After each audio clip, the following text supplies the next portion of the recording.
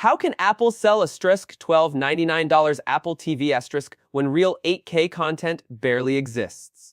That is the question everyone will ask. And honestly, it sounds ridiculous. Netflix is mostly 4K, sports are still mostly 1080p or 4K. Most movies are not delivered in native 8K.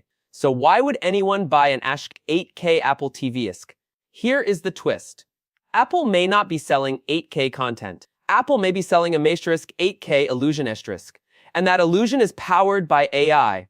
Apple TV Vision Pro does not wait for studios to release native 8K movies. It takes what you already watch 4K movies, 1080p videos, compressed streams, old shows, sports, games, and then it rebuilds them in real time. Sharper edges, cleaner shadows, better motion, more natural colors, brighter dark scenes, cleaner dialogue, more cinematic sound. So the movie you stream is not the final movie you see. The Apple TV changes it before it reaches your screen.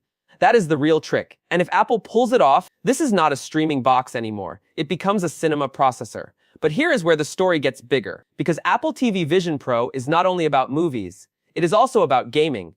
And that is where Sony should start paying attention. Because this device has a SHISC 2 TB storage option, a 20 Vision chip asterisk, controller support, high frame rate gaming, AI upscaling, and Apple Arcade Pro-style ambitions. That sounds less like Roku, and more like PlayStation, but Apple will not fight PlayStation directly. Apple's strategy is different. Sony sells you a console. Apple sells you the whole room, your TV, your iPhone, your HomePods, your Vision Pro headset, your smart home, your movies, your media library, everything connected through one box. That is the dangerous part. Now think about the price again. Ask $12.99 sounds insane for a streaming box.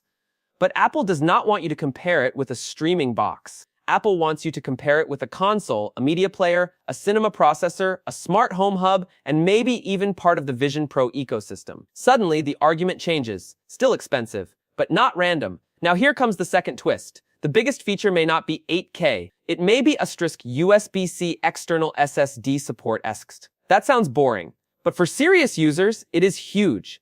Because streaming is convenient, but streaming is compressed. A real home theater user wants local media, high bitrate movies, huge files, personal libraries, external drives, real quality. So if Apple TV Vision Pro finally lets users plug in an SSD and play local files, that changes its identity completely. Now it is not only a Netflix box, it becomes a real media hub.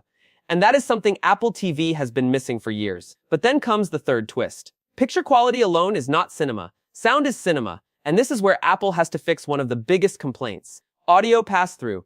If Vision Pro costs $12.99, people will expect proper cinema audio, Dolby Atmos, DTS:*X Pro, lossless audio, full audio pass-through, no weak conversion, no compromise. Your AV receiver should get the clean signal. Your speakers should do their job. Dialogue should stay clear. Explosions should feel wide. Bass should hit deep. Surround effects should move around the room properly. Because if Apple says AI cinema but audio is still limited home theater, people will destroy it in the comments. And they would be right. Now pause here, because this is the real problem Apple has to solve. Apple users love simplicity. Home theater users love control. These two groups are not the same. Apple wants everything clean, locked, smooth, and automatic. Home theater users want settings, ports, pass-through, storage, file support, and control. So Apple TV Vision Pro has to do something Apple usually avoids. It has to become powerful without becoming complicated. That is not easy, and that is why this product is risky. Now let's talk about the hidden cost. The box may cost $12.99 strisk. But that is not the real price. To actually enjoy it, you may need a premium 8K TV, a fast internet connection, a serious sound system, a good HDMI setup, external SSDs, a controller, maybe HomePods, maybe even Vision Pro. So the real setup could easily feel like a $3,000 to $5,000 living room upgrade asterisk. That is where normal users will walk away.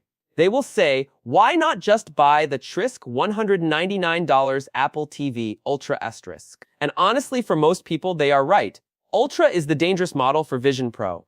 Because if Ultra gives you 4K 20 FPS, gaming, AI features, smart home control, fast performance, and a reasonable price, then Vision Pro has to prove why it costs $1,100 more asterisk. That is the real battle. Not Apple TV versus Roku. Not Apple TV versus Fire TV. The real battle is Apple TV Ultra versus Apple TV Vision Pro. Value versus fantasy. Practical versus futuristic. Smart buy versus dream device. And this is where the video becomes interesting, because Vision Pro does not need to sell to everyone. It only needs to sell to the people who want the best. The person with the giant OLED or 8K TV, the person with HomePods or a real sound system, the person with a huge movie library, the person who wants console-style gaming, the person already inside the Apple ecosystem. For that person, Vision Pro starts making sense. Not because it is cheap, because it is complete. But here is the final twist.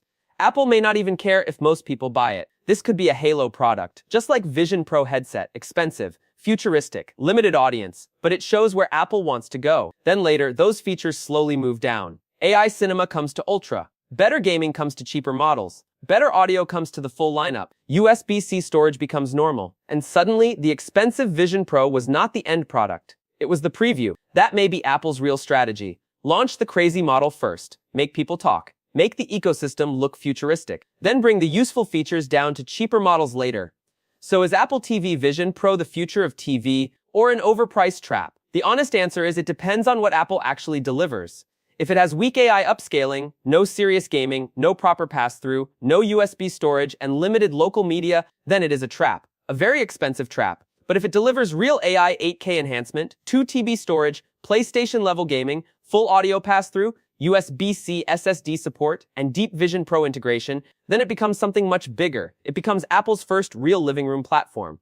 Not a box, a platform for movies, games, audio, smart home, AI, and spatial entertainment. That is why this product is dangerous. Because if it fails, people will laugh at the price. But if it works, Apple may finally own the living room.